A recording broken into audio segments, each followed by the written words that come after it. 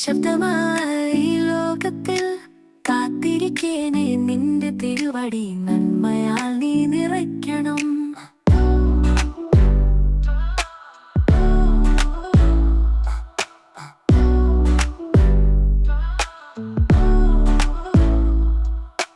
കറുത്ത മേഘം മൂടുമ്പോൾ നിനക്കല്ലോ വെളിച്ചമേ, എന്റെ മിഴികളിൽ പ്രത്യക്ഷമായി നീ എന്നെ കാത്ത് നിന്നോരായി.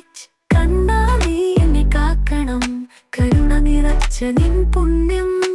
കഴിവില്ലാതെ കരുതിയോ നീയൊന്നും ഇല്ലാതെ നിൽക്കുവാൻ.